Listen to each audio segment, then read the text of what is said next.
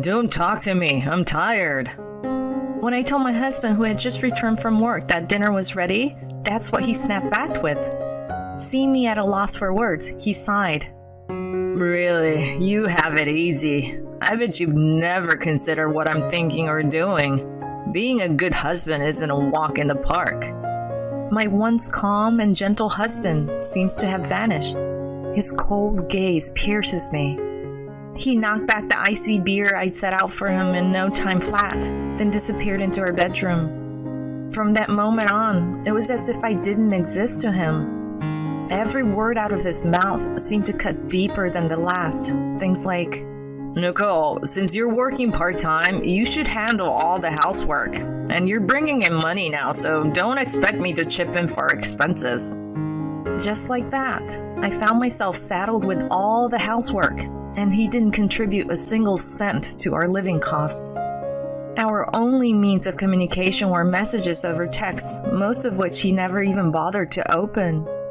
I kept asking myself how we ended up like this, and the answer hit me in a pretty unexpected way. I'm Nicole, a 30-year-old working part-time. I married Dan, my same-age partner, 3 years ago.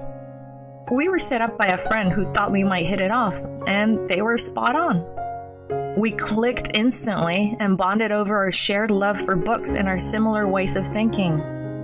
Dan was such a gentle and kind-hearted guy that I fell head over heels in no time.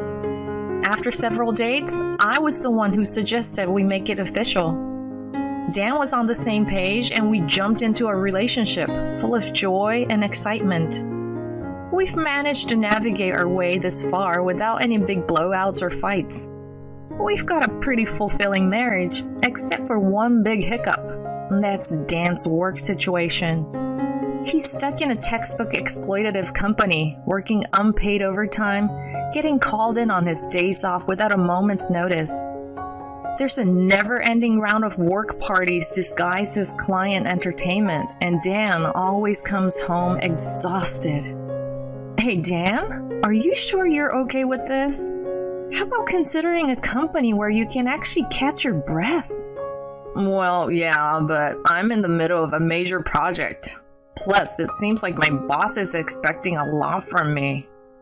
Dan's a good guy, but struggles with making decisions and tends to get swayed easily. He's been mulling over the idea of changing jobs, but for various reasons, he's been unable to take that leap. I couldn't stand by and watch him get increasingly burnt out, though. I talked to friends from college, older acquaintances, anyone who might know of better companies, and I started combing through job postings. I narrowed it down to around 10 companies and suggested that Dan give them a shot. I knew I was meddling, but he seemed grateful for the suggestion. Maybe he needed that little push. Either way, he threw himself into the job hunt, and finally, he managed to switch to a company that treated its employees a lot better. The overtime is almost non-existent. They strictly observe the weekend, and he can actually take vacations and paid leave. Dan, who'd been physically and mentally drained, began to regain his vitality and seemed more lively since the job switch. I was beyond relieved that I'd pushed him to change jobs. I truly meant it from the bottom of my heart. Then, about 6 months after Dan made the switch, during a break at my part-time job, I noticed that he had tried to reach me. Wondering what was up, I stepped outside to return his call. Hello? Dan? What's going on? Dan picked up immediately, seeming to be on break too. Sorry for the sudden ask, but can I invite my coworkers over this Sunday? They all are curious to meet you. His request was unexpected, but not unwelcome. I was actually relieved that Dan seemed to be making friends at work. Absolutely! I've got the weekend off. Maybe I'll go out and cook up a storm, I replied, which seemed to cheer Dan up. Thanks. We chatted a bit more before ending the call. Okay, time to figure out the menu. A few days rolled by, and it was finally time to host Dan's coworkers. They all turned out to be senior members of his department. They were pretty decent folks, showing up with gifts and even lending a hand to set the table. Among them, a guy named Howell seemed particularly attentive to me, striking up a conversation. So, Nicole, what do you usually get up to? On my days off, I read, and recently Dan and I have been hitting the shops. Then Howell started throwing all sorts of questions my way. I see. But you also work, right? Do you and Dan split housework? Who manages your finances? Do you have an allowance system? How much do you typically spend on living expenses per month? His interrogation left me a bit startled. Why would he ask such things? Despite being Dan's senior, it felt intrusive. Caught off guard, I tried to laugh it off and looked to Dan for a rescue. Hey, Dan, could you lend me a hand with these empty cans? Dan, all smiles, obliged, and we both slipped away. Once in the kitchen, I expressed my discomfort to Dan about Howell's prying questions. He seemed a bit taken aback, but asked me to bear with it because Howell was a senior he looked up to. That didn't sit right with me, and I was about to voice my objections when Dan, as if deciding the conversation was over, shook his head and went back to entertain his coworkers. I was left feeling frustrated and muttered under my breath out of everyone's earshot. What the heck? That day, unbeknownst to me, was a game changer in our relationship. Fast forward 2 months after we hosted Dan's coworkers, Dan started acting strange. He was more distant, even a bit cold. He just didn't feel like the Dan I knew. He had always been helpful with chores like cooking and cleaning, but recently, he'd completely stopped. Even though he now had more spare time than when he was slogging away at his old job, he didn't lift a finger around the house. Also, he hardly spoke to me anymore, giving curt answers to my attempts at conversation. He'd stopped accompanying me shopping too. After enduring this bizarre behavior for a while, I thought of proposing a vacation during the long holiday the following month. How about hitting the beach for the next long weekend? Remember that gorgeous place featured on TV the other day? I asked as Dan walked in from work. He shot me a quick look, but instead of replying, he just cracked open a beer and started drinking. When he didn't respond, I figured he didn't hear me and gave it another shot. Then out of the blue, he scrunched up his face and snapped. Give it a rest. Don't talk to me. I'm tired. His words knocked the wind out of me, and I was left speechless. Seeing my stunned face, he let out an exasperated sigh, downed his beer in one gulp, and vanished into her bedroom. After that, his already distant demeanor froze over completely. He started to brush me off whenever I tried to strike up a conversation and shot hurtful remarks like, Nicole, you have a part-time job, so you handle the chores. I'm not chipping in for the bill since you're bringing in money. He held true to his words, not shelling out a single cent, leaving me to juggle the chores and bills alone. I was at a loss, unable to fathom why he changed so drastically. Our attempts at discussion fell on deaf ears. Our only mode of communication was through text, which he would often ignore. Fear started creeping in, suggesting Dan might be cheating on me. Could it be that he's head over heels for another woman, leaving me out in the cold? The mere thought was unbearable, and I set out to gather evidence, sneakily checking his phone and his old social media accounts whenever he dozed off. I did find he was frequently calling his workplace senior Howell, whom he admired greatly, but I found no trace of infidelity. The mystery of Dan's chilly behavior left me feeling on edge, and the stress began taking a toll on my health, leading me to spend most of my free days in bed. One day, I woke up on the couch just as Dan was getting home from work. He flung his suit jacket at me, looked down at me with cold eyes, and barked, Hey, what's for dinner? I couldn't believe he showed no concern for his ailing wife. Fed up, I hurled his jacket back at him, retorting, Don't talk to me! I'm tired! Taken aback, he tried to backtrack. I mean, you didn't whip up dinner, huh? Seeing his discomfort, I stood up, fetched some documents from the cabinet, and shoved them under his nose. I'm stuck doing all the housework and footing all the bills. You ignore me, show no concern for my health. What's the point of being married? Look at these figures. I've got savings and I make enough to get by on my own. As he stared at the bank documents, a look of confusion crossed his face. Huh? What are you trying to say? I'm saying I want a divorce. You're not into me anymore, right? If that's the case, there's no sense in being married. The truth is, when I started sniffing around for signs of Dan's possible infidelity, I also took up a side gig. If he was really messing around on the side, I was pretty sure we were headed for Splitsville. When I mentioned the D word, Dan looked like he'd been blindsided by a bus. I guess it really knocked him for a loop. He holed up in the bedroom, clutching his head. Not that it was going to change anything. Not long after, I could hear chatter from the bedroom. At first, I thought Dan was just talking to himself, but it turned out he was yakking away on the phone with someone. Maybe getting advice from his mom, who knows? I let him stew and started to pack up my stuff. I figured I'd bunk at my parents' until Dan simmered down. As I packed, I realized I didn't really have a ton of stuff. I mean, I could buy new clothes anytime, and as long as I had my precious stuff, I was golden. Okay, time to hit the road.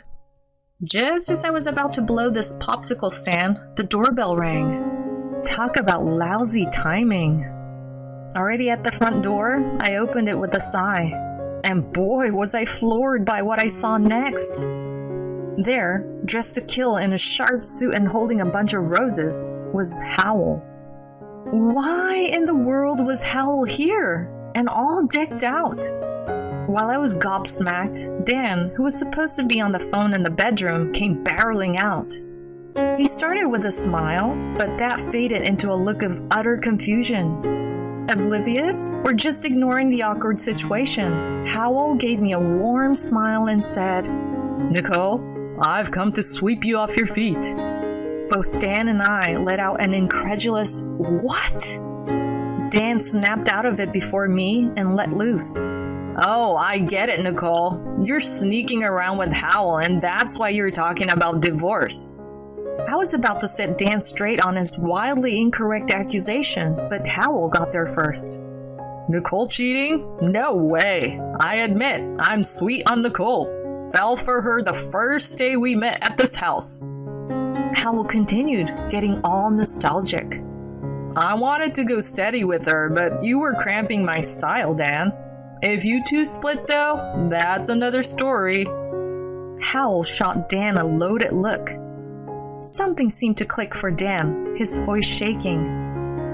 Hold on, the advice about skipping housework to look macho or playing stingy with the living expenses so I wouldn't be taken for a ride? Bingo! All that advice was to get Nicole to dump you. I didn't think you'd swallow such dumb advice, hook, line, and sinker. Howell had a good laugh at Dan's expense. I was too gobsmacked to say a word. Howell is single. Sure, he's good at his job and Dan respects him as a senior, but if he had thought things through, he'd have realized that advice was baloney. Dan's wishy-washy, easily swayed nature was really biting him in the butt now. Everything played out just like I planned. You two are divorcing. Thanks, Dan, for the heads up and letting me come to whisk Nicole away. It all clicked into place. Howell showing up now, Dan on the phone with them earlier. No way. Howell couldn't be that ruthless, but he's actually here. Dan seemed to be spinning, cursing Howell one second and bemoaning being duped the next. After going through the motions, Dan finally turned to me. You heard the whole shebang. This guy played me. I'm not the bad guy here, am I? Don't even mention divorce. Let's take it from the top.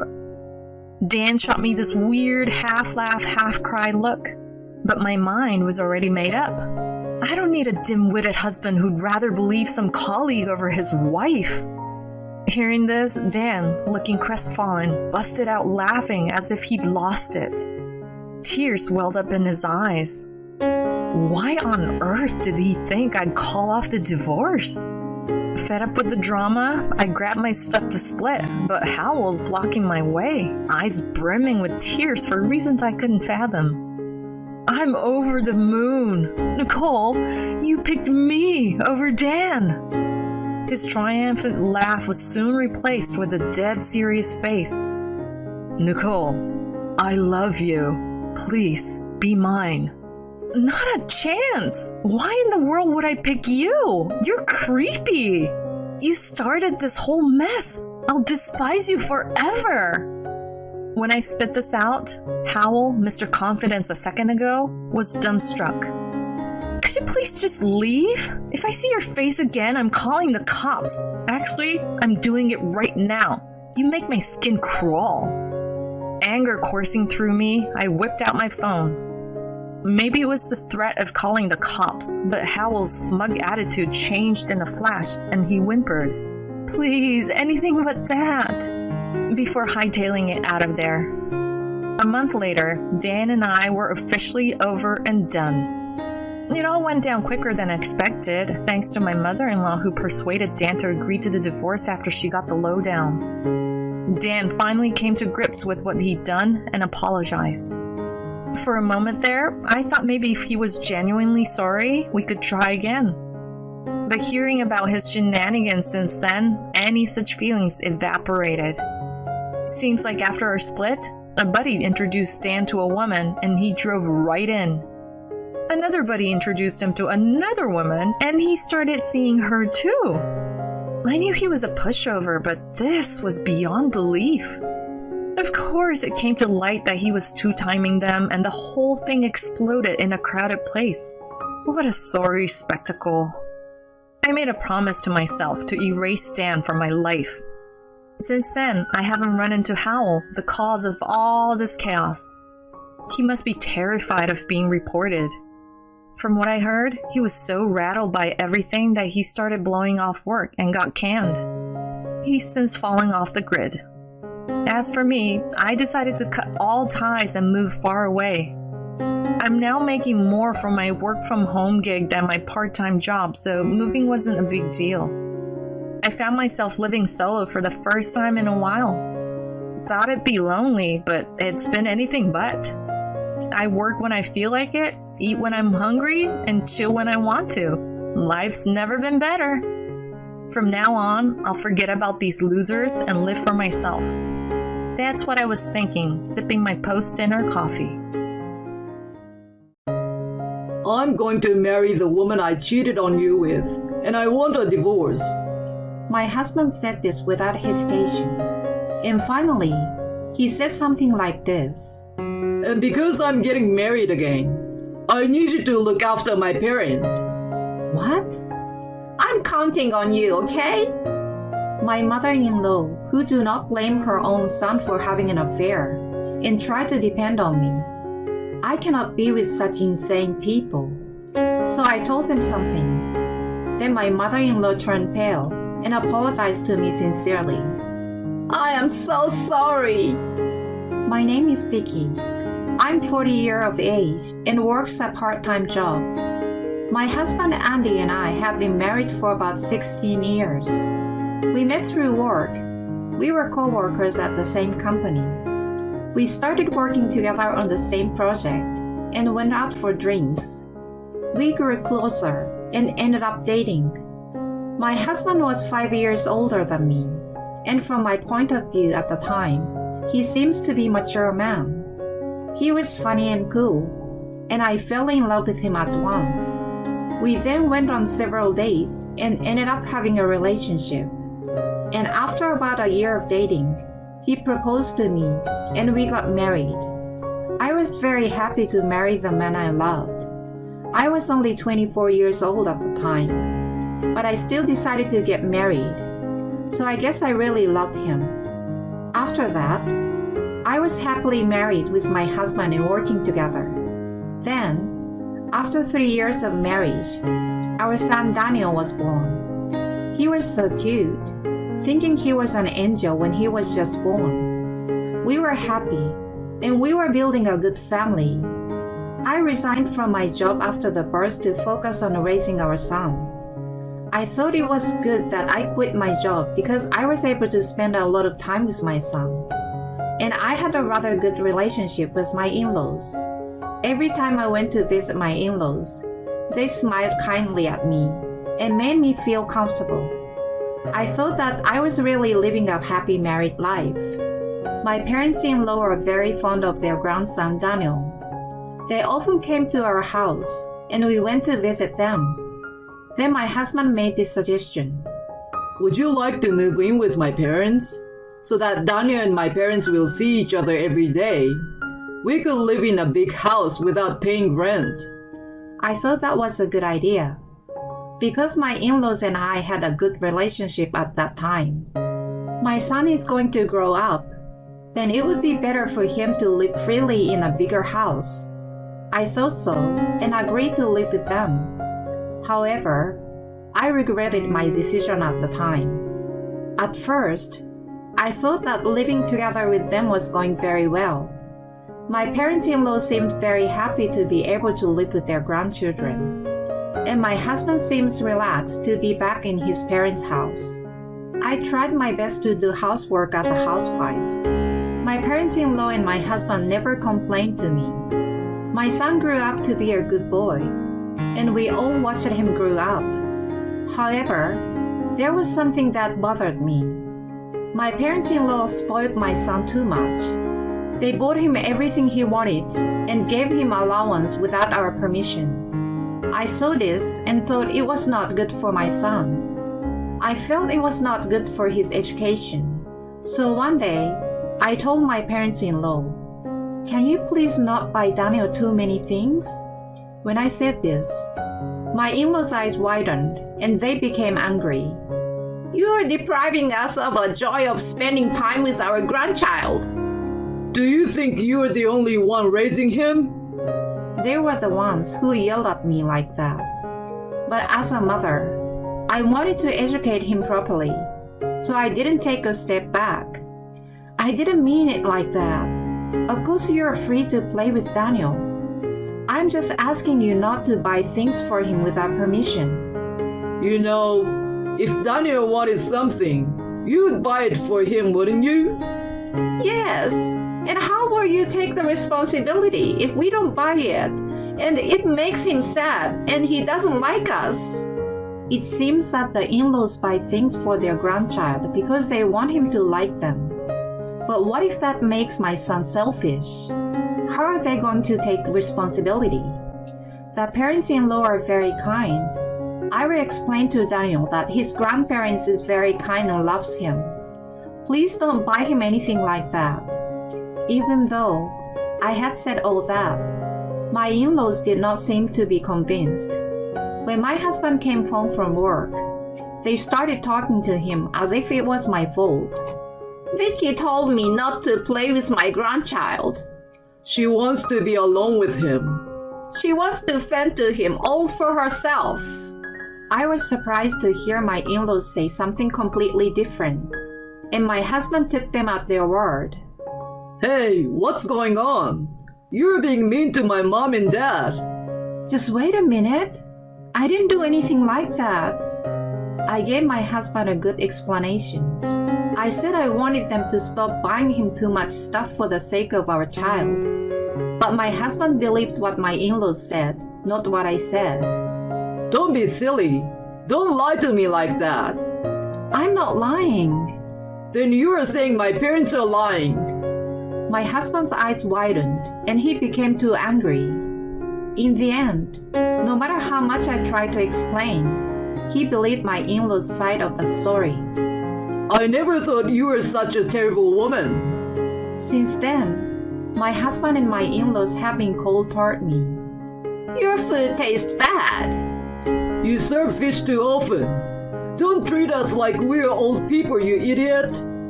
Don't bother mom and dad. You really are a useless wife. These are the kind of things my parents-in-law say to me every day. How can they continue to abuse me like that? I think it is mentally exhausting to be abused by people. I even considered divorce. but my son was only about 5 years old at the time. I have been a housewife since my son was born, and I had not worked for a long time. I was also worried about whether I would be able to find a new job. I had no assurance that I would be able to take him with me when I left. In my current situation, my in-laws can take care of him. My husband is likely to decide that he should take him in instead of me because he has a steady salary. Just because I'm not getting along with my in-laws, I didn't want to give up my son. So I had to just bear with it and not get a divorce. They took advantage of the fact that I was not resisting. My in-laws and my husband started to say more and more terrible things to me. They were so abusive to me that I wondered if they were really the same people. So I started not to think of them as people at all. It makes me feel a little better. That's how I lived my hard life day by day. No matter how badly my husband and in-laws treated me, I thought it would be better if I could watch my son grow up by my side. My son grew up so fast that he went to elementary school. I was worried that he might become selfish because my in-laws had given him too many things. He is a good listener at home, and it seems to be the same at school. When his homeroom teacher told me that he was a very kind and considerate child, I was extremely happy, and my son was studying hard and doing well in school. But for some reason, my in-laws made it sound like it was their achievement. It's because of our good teaching, isn't it? That's right. We praise and develop him. We buy him what he wants. That's what's important. I don't understand how buying him what he wants will improve his grades. But my parents-in-law seem to want to involve themselves in everything. I was just trying to give them credit for their son's own hard work while listening to them appropriately. I never tried to get his affection by buying things like my in-laws did. My son still adored me. He would always say, "Mom, Mom," and tell me about things that happened at school. I guess my in-laws didn't like that. When my son reached the middle school years of elementary school, the amount of things he needed got expensive. Until then, it was just sweets and toys. But at that time, they bought him the latest game consoles and software. No matter how much I tried to stop my parents-in-law, it was not enough. I told my son not to play too much and to be punctual and keep his promises. But even then, my in-laws were a pain in the ass. Don't you feel sorry for him? That you have to stop him from playing when he still wants to play? We bought it for Daniel because we wanted him to enjoy it. I reported it to my husband, and he yelled at me, which became the usual norm. I was already completely disgusted, and already completely dumbfounded. All I wanted was for my son to grow up to be a good man. That was how I spent my days. Time went by, and my son turned 13 years old. He was now a junior high school student, and as he entered puberty, I faced a lot of difficulties as a parent. While I was thinking about this, an unexpected problem occurred. It was a holiday. My husband suddenly called me into his bedroom and said he wanted to talk to me. I said, "What on earth do you want me here for?" I was completely out of touch with my husband, so I was sure he had no intention of doing so. As I was thinking about this, my husband suddenly made a surprising statement. "I'm going to marry the woman I'm cheating on you with." What? Divorce? I was surprised at an unexpected words coming from my husband. Well, it's no wonder you're surprised. I've been trying to keep it from you, but I thought it was time to tell you. My husband said that to me without hesitation. Why did he decide to publicly tell me that he was having an affair? Well, I don't know what a stupid person thinks. And then, he even said something like this. "And because I will be marrying someone else, I'm going to ask you to take care of my parents too." What? Wait a minute. We are getting a divorce, right? Then I will have to live with Daniel, won't I? When I said that, my husband said something outrageous. I'm the one who is leaving. What? What do you mean? I'm going to leave this place and start a new married life with my new wife. I'm worried about my parents and the kid, so I'm leaving you in charge of the house. You have a house and you get to live with Daniel, so it's a win-win, right? I was shocked. It was not a win-win situation at all. I was at a loss for words. So I will tell my parents about it right away. My husband said, and suddenly started to head for the living room. I hurried after him. He gave the same explanation to my parents-in-law as he had given to me. I thought they would be angry with him. My in-laws were also crazy people. They said, "Yes, we will miss you, but it can't be helped." I agree. I think it's better for newlyweds to spend time alone together. We'll be fine as long as this woman takes care of us. My in-laws, who don't blame their own son for having an affair and try to rely on me. If you want to leave, I will make sure you leave Daniel behind. If you want to leave, you're the only one who leaves. I can't be with these insane people. I told them something. Let me tell you something. I can claim alimony because it is my husband's fault and I'm divorced. And I have a better chance of getting my son. What? What do you mean? Because my husband committed adultery. Isn't it better for him to live with someone who hasn't committed adultery? Wait a minute. So you are living with Daniel? Yes, of course I will. We won't let you. Let's ask Daniel then. My in-laws and my husband said, and went to call my son. They were not going to tell him everything, were they? My son came into the living room. What's wrong? Dad and Mom are getting a divorce. What? So Daniel, how would you like to live here with your grandparents? Such an explanation and question was unfair. I quickly said the important part. You better explain to him that you are divorcing me because of your infidelity. When I said this, my husband and in-laws were in a panic. Daniel is just a junior high school student. Yes, he is. Why are you trying to shock him? My parents-in-law and husband blamed me. But before I could retort, my son opened his mouth. You're the one who caused the shock, aren't you? Why are you all blaming my mother? What? I mean, I could hear you all arguing earlier. You guys are not sure which one I'm going to follow if you get divorced. It's definitely my mother. Daniel, why? Don't you want to live with Grandma and Grandpa? You were nice to me. But you were terrible to my mother, weren't you? To be honest, I couldn't forgive you for that. All of you, Grandma, Grandpa, and Dad. I despised you, and I despised my father for not protecting my mother and blaming her for everything. Despise?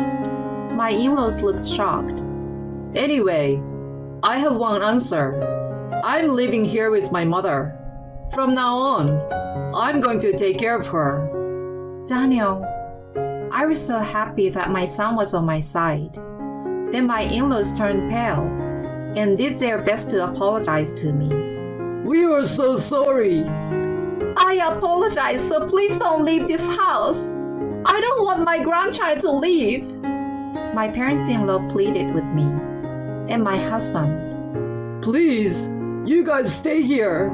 If you don't stay here, my plan will be ruined. My plan is to live here. My son and I were not going to give in at any cost. Daniel and I will no longer have anything to do with you. We will definitely be leaving this house, I said, and began to pack up our belongings. My son joined me in packing his bag with only what he needed for the time being. Where are you going? My parents' house. If we go to your parents' house, Daniel will have to change schools. That would be a pity. My husband said things like that, and tried to keep us here until the end. I would rather change schools than stay here forever. You should first be sorry for what you have done. Do you have any idea how much of the terrible things you have done to your family? My husband is admonished that way by a child who has just started junior high school. I found it hilarious and struggled to hold back my laughter. My husband looked down, his face turning blue.